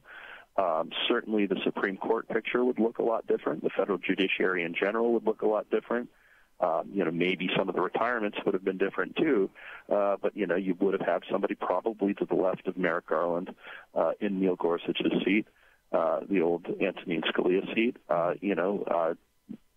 You would have seen liberal judges being nominated instead of conservative ones. A tax cut wouldn't have happened. Perhaps a tax increase would have. I think there would have been a number of things that would have been pretty radically different had we seen a different election outcome. Yeah. And you know what? I can't disagree with any of those, Jim. And I would only add that the media would be cheerleading her at every turn, and the results would be negative, but they would still be telling Americans, yay, look, we are the first woman president, and that's all that matters. She wears pants to work, but she's a girl, that kind of thing. Less adversarial, yeah, definitely. Yeah. Thank you. Thank you for coming on today. Really appreciate your time. Jim Antle, politics editor for the Washington Examiner. Have a great evening. Thank you. You too. All right. Talk to you again soon. So we will be back with more. We'll be coming in hot with Rudy Giuliani, talking about the Trump-Mueller team negotiations, about when they're going to meet with President Trump and interview him. We'll be right back.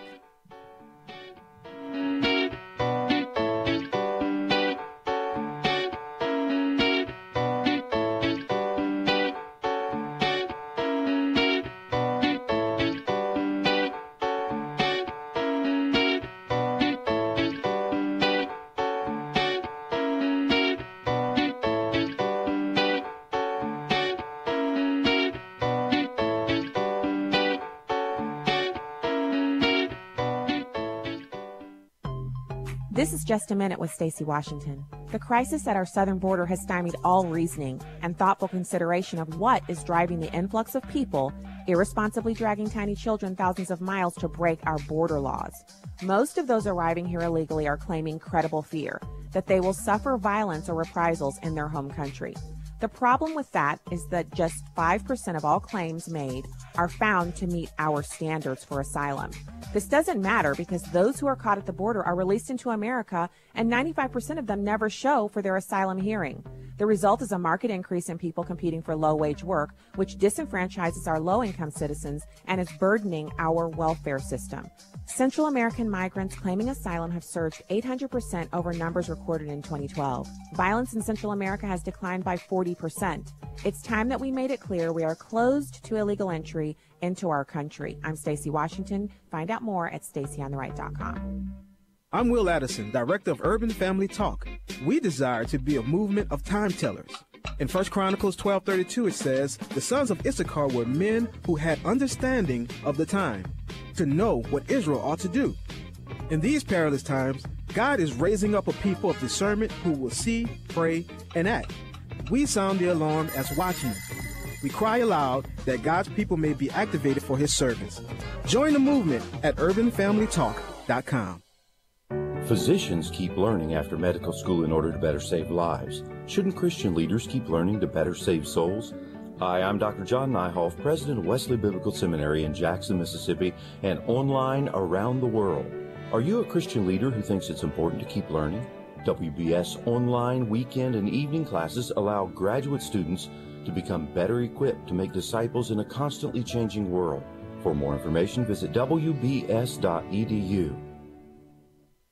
The Dean's List with Janice Dean. Some grocery store workers in Daphne, Alabama make the Dean's List for helping a little girl find her stuffed animal. 3-year-old Madison had been shopping with her mom at a Publix grocery store when they arrived home and realized her beloved toy bunny was missing. She was heartbroken. So mom returned to the store to ask if anyone had found the stuffed rabbit. The store said no one had returned the rabbit. So she went home and took to social media asking if anyone had seen Bunny. The post was shared hundreds of times until it was spotted by Mike Gayhart, the manager of Publix. So he decided to check surveillance video for the rabbit. And lo and behold, he spotted Bunny in a shopping cart that was then thrown into the trash, then to a dumpster and a compactor that was taken to a landfill. Mike got his employees to go down with him to the landfill and sort through all of the trash in search of Bunny. And they found it. Thank you all for getting Bunny back to Madison. You all made the Dean's List. Janice Dean, Fox News. Welcome back to Stacy on the Right.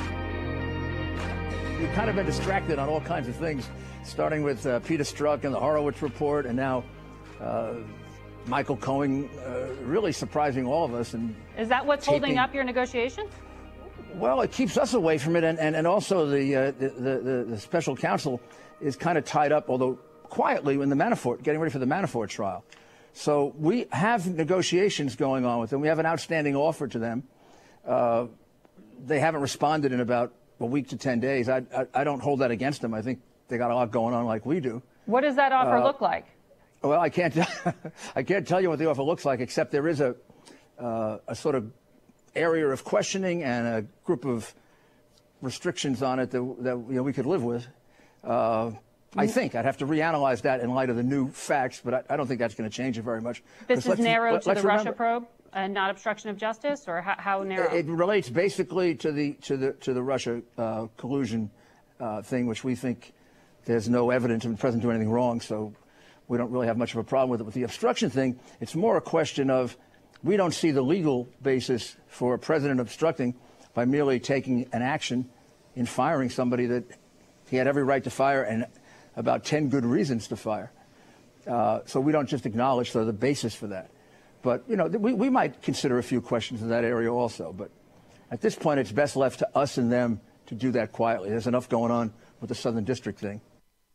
So that's Rudy Giuliani. Welcome back to the program, everybody. Head over to stacyontheright.com and hit the subscribe button.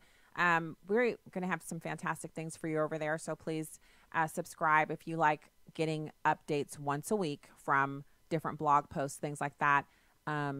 It's not often, so you'll enjoy getting that. I gotta say, he makes some good points there, Rudy Giuliani, about the legality of firing an employee.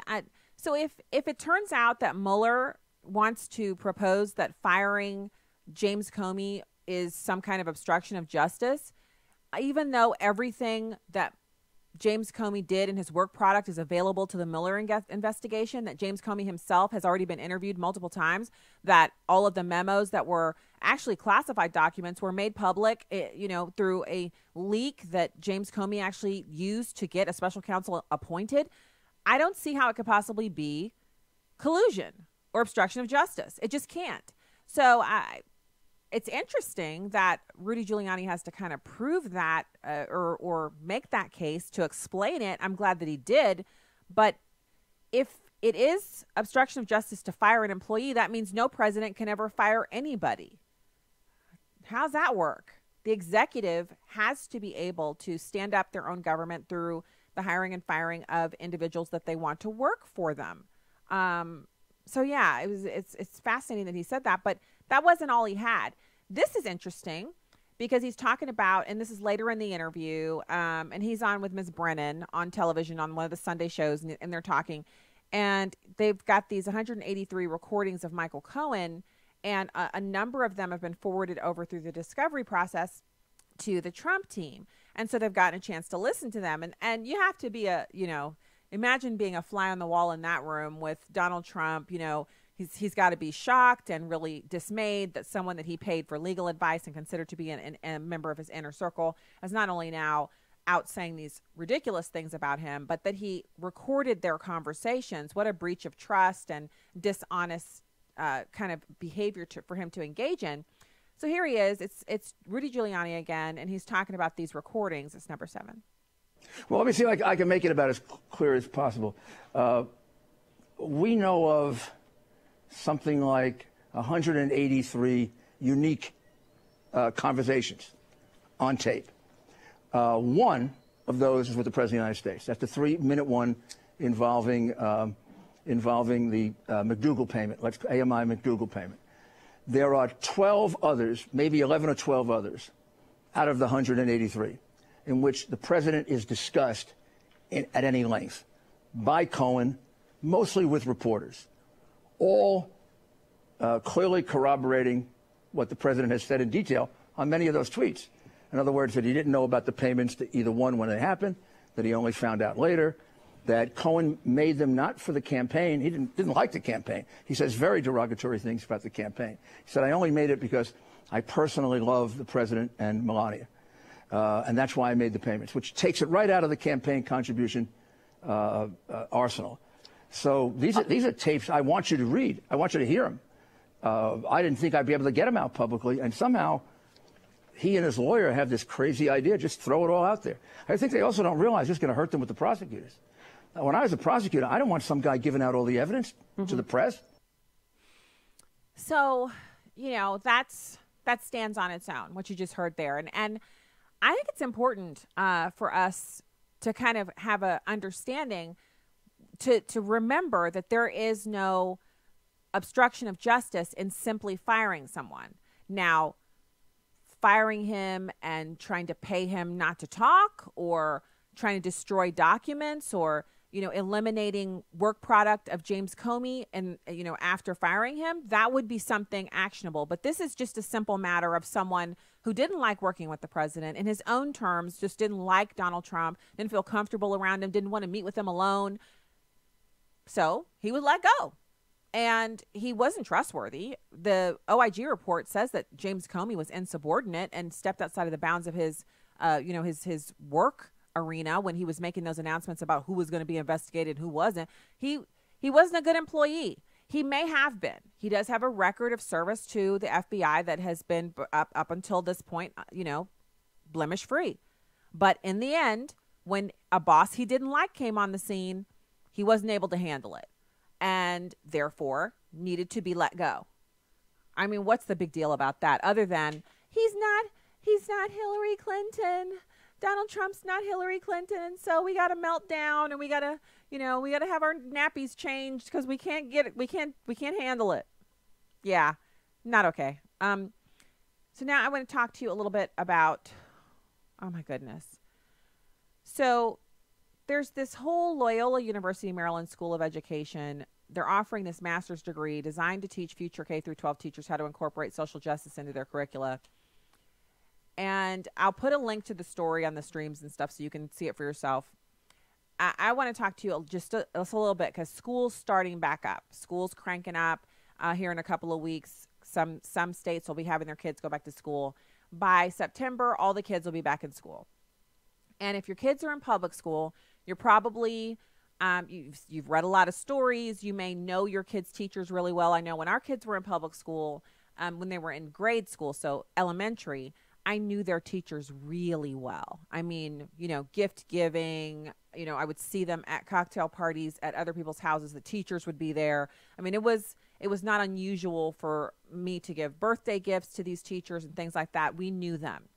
And they lived in the same community that we did, so we would bump into them at the grocery store, which would prompt the kids who were small to say, "Oh, what are you doing at the grocery store? Why aren't you in your classroom?" And then I would say, "Why would they still be in the classroom after school?" "Because that's where you live, right?" The kids thought they lived in the classroom.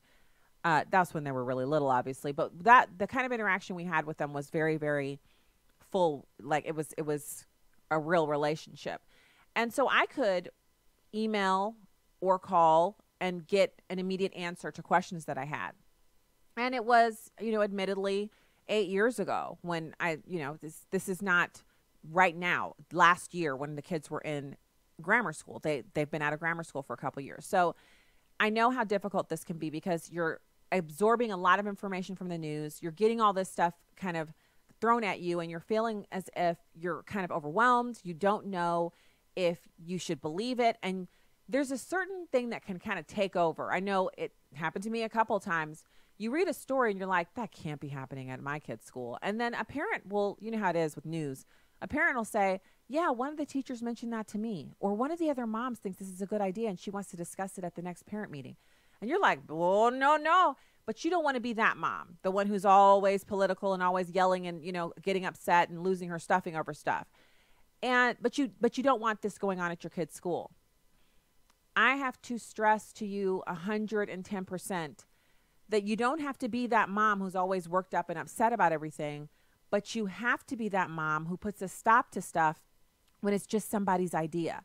If you wait until they've spent money and done some research and training and they've gone to a couple of conferences and they've been indoctrinated into believing it, you're going to have a really hard time stopping it. And this is the problem that we're seeing now. The reason why we have the little kids learning about how to put a condom on a banana is because moms who heard about this going on were uncomfortable and didn't want to say anything. Now the kids are learning how to put condoms on a banana. Kids in grade school are learning about homosexual sex. Not that it exists only, but that it exists and here's how to do it. And if you feel like doing it, there's nothing wrong with it. You're just an animal. Sexual urges are normal in animals. Just do it. If this is grossing you out or you feel like I'm going a little too far, you're not being a grown-up. This is what they're teaching to the small kids in districts where the parents haven't risen up and said, not my kid, not my tax dollars, no. And that's what really needs to be said here. So you're going back into the school year, and when you get that, first email, you probably already have the first email for the school year. They've sent you something saying this is the, at grammar school, there's always an ice cream social or some kind of opportunity for kids to eat those little frozen Kool-Aid things and run around in a park somewhere, and the parents stand around and chat and drink lemonade. And that's the school year starting. It's at that point where you have an opportunity to be on what is locally known in a lot of school districts as the diversity committee. If you get onto the diversity committee, that's the hotbed of all of these radical ideas getting spread out into the rest of the building. And it's just a group of parents and some teachers who they're woke and they want to spread this stuff around. You got to get on there with your crew of common sense moms, because the thing that your tax dollars are paying them to do is to teach your kids about math and reading and history and science and civics or social studies. That's why they're there. They are not there to teach your kids about homosexual sex, heterosexual sex, sex with animals, any of that stuff. That is not their job. Now, they will tell you it's my job because a lot of parents are ignorant and they'll never teach their kids that stuff. Then address it with those specific kids on an individual basis. But it doesn't have to be a school-wide program where every kid has put a condom on a banana. Please tell me that if that's going on in your kid's school, not only do you want to know about it, but please tell me you would want to do something about that. The worst thing that can happen to any public school is that a bunch of parents take their kids out at the same time, because that influences their funding. But there's also the negative impact on the school's reputation when they make the news and parents are fighting and arguing about stuff that's going on in the district. They don't like that negative publicity. Administrators hate it. Parents hate it. Elected officials hate it. That's what they don't want. This isn't about you threatening to make bad news. It's about you being informed and being in there, working with these teachers and expressing your desire to see all of the kids reading at or above grade level, doing math at or above grade level, and that their test scores would reflect that, which means you need every minute of that instructional day. Because if your kid's at school for 8 hours, they probably have 4 hours of instructional time. That's why homeschooling is so easy, by the way. The reason why homeschoolers have it so easy is because most parents are under the impression that you have to be teaching the kid 8 hours a day because that's how long they're at school. But if you count the time between them moving from the library to the computer lab to the homeroom, recess, lunch, snack time, and then all those extra classes like character education, the time the psychologist comes in and talks to them about their feelings and everything else, you're down to the mandated amount of time that has to be devoted to instruction, which you can find on your state's K through 12 education website. The State Department of Education will tell you how many hours per day your kid has to have instructional time, how many days per year are instructional time. Here in Missouri, I believe it's 188 contact days. And then they'll tell you how many hours per year or days per year have to be devoted to continuing education for teachers, which are those days where the teachers are at school but your kids aren't. They're called half days or whatever they call them. Your kid has to be at home with you or with a babysitter because the teachers are at school getting continuing education. Once you know those things, homeschooling appears much less daunting. And I'm saying that as someone who, my motto is I wasn't called to homeschool. I've been called to do a lot of things, but I've never felt called to homeschool until last year when our senior told us that she was going to be homeschooled. She went to the learning center. She already had it under control. But the point is that this is a completely doable enterprise. If you need 4 hours of instructional time with your kids per day, there's a way to get that done if you feel like the whole sexual revolution thing for kids has progressed to a level that you can't stop at your kids' K through 12 school. So why am I talking about this with you today? Because school's about to start. And maybe you should have made that choice earlier in the school year, but it's never too late. And the reason it's never too late is because these are your kids. And once they've bitten out of that poisonous apple of sexual indoctrination where they believe that sex is between their ears and not between their legs and all that garbage, you gotta then deprogram that. Who wants to do that? You don't want your kids sullied by these horrible, disgusting ideas. So take charge. Get in there, get to know those teachers. Demand that your instructional time for your kids is full of instruction on reading and math and history and science. Or take the kids out, pray about it. God will give you the resources. They're already out there, so you can do the education yourself through homeschooling. All right, that's the day. I'll be back with you tomorrow on Tuesday with more Stacy on the Right. God bless.